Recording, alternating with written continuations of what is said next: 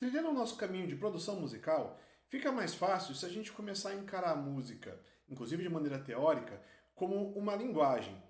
A música é essencialmente uma linguagem e a gente utiliza ela para comunicação de ideias, de sentimentos, como a gente utiliza qualquer outra linguagem. Eu vou separar aqui alguns elementos essenciais das linguagens e dos meios de comunicação para a gente começar a destrinchar e identificar eles dentro da música. Acompanhe aqui ao lado. Nós temos aqui alguns elementos essenciais.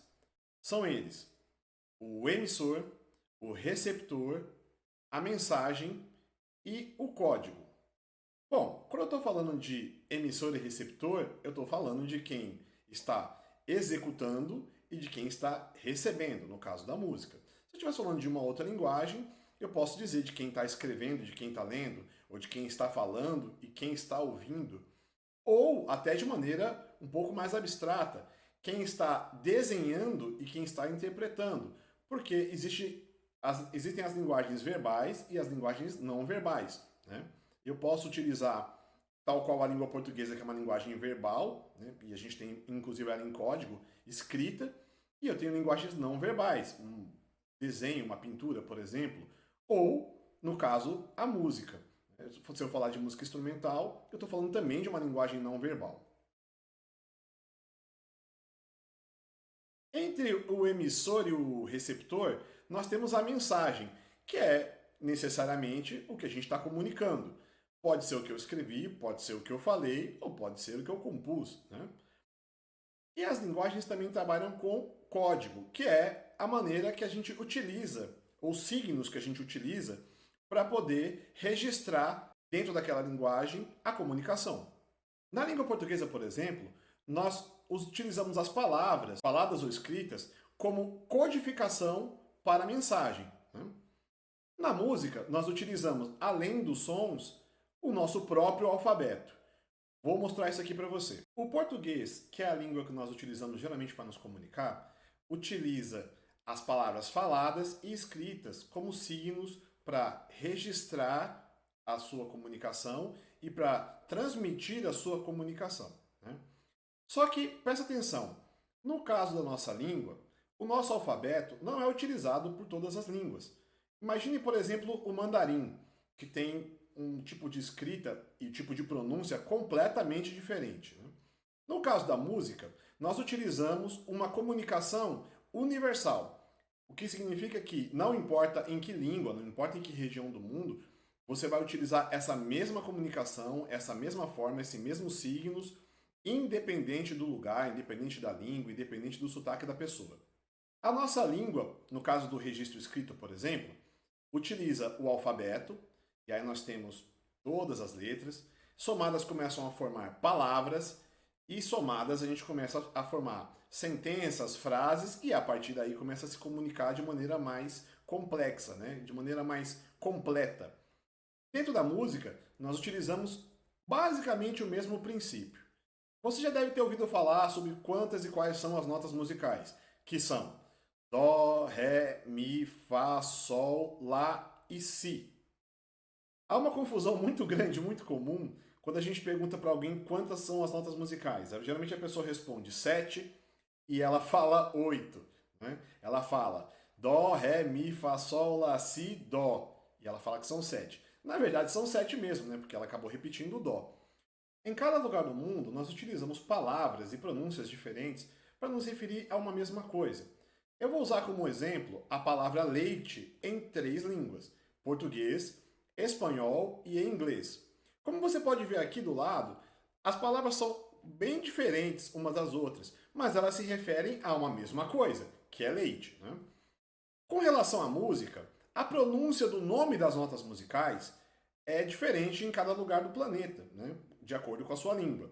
Porém, para unificar isso, nós utilizamos o que a gente chama de sistema de cifras.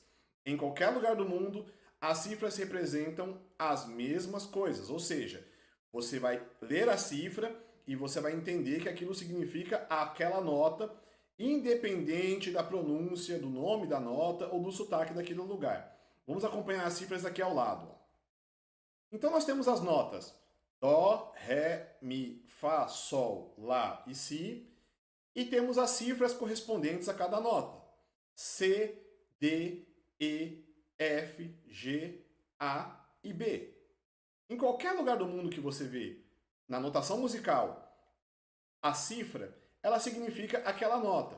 Então, você não vai passar pelo mesmo problema, por exemplo, que você teria com a palavra leite, que teria uma pronúncia completamente diferente para a mesma coisa. Eu estou falando de notas e eu estou falando de uma cifra que representa a nota em qualquer lugar do planeta. As cifras são utilizadas para todos os instrumentos, então não importa se é um piano, não importa se é uma flauta, não importa se é um ukulele ou se é um violão, as cifras são utilizadas para todos os instrumentos e elas representam essencialmente as notas e os acordes. E a partir daí, assim como numa linguagem, nós vamos formando através de notas, acordes, nós vamos formando sequências de acordes, e a partir daí, com toda essa soma, do mesmo jeito que a língua soma letras, aí ela forma palavras e ela forma sentenças, a sentença no nosso caso vai ser uma música. É muito importante que você decore e aprenda qual cifra representa qual nota, porque a nossa notação musical é baseada em cifras e nós vamos trabalhar o tempo todo com cifras. Eu não vou falar para você e você não vai achar escrito o nome da nota. Você sempre vai encontrar escrito a cifra que representa aquela nota ou a cifra que representa aquele acorde. Então é importante que você tenha isso em mãos, é importante que você aprenda. Para facilitar, eu vou deixar aqui no comentário do vídeo um link para que você possa baixar e ficar com um documento à mão, e não precisar de ficar voltando o vídeo toda hora, para que você possa estudar e decorar as cifras. Olha que coisa importante no caso da linguagem que a gente utiliza para registro musical. As cifras, elas se aplicam a qualquer instrumento, e elas se aplicam a qualquer instrumento em qualquer lugar do mundo, né? Porque todos os instrumentos tratam de notas e as cifras representam essencialmente as notas.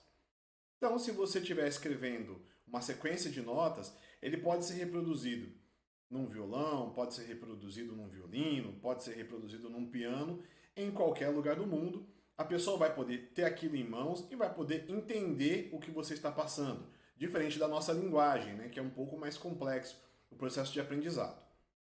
E também, olha a importância disso para registro, porque são esses signos que a gente utiliza para registrar o que a gente está fazendo, né? Quando você estiver pegando um papel, uma caneta para escrever, você vai utilizar as cifras para registrar o que você está compondo. Não esqueça de acompanhar o material em anexo que está aqui embaixo na descrição do vídeo, tá legal? É importante que você tenha isso em mãos para a gente poder seguir com os conceitos da segunda aula. Eu vejo vocês na próxima aula. Um abraço!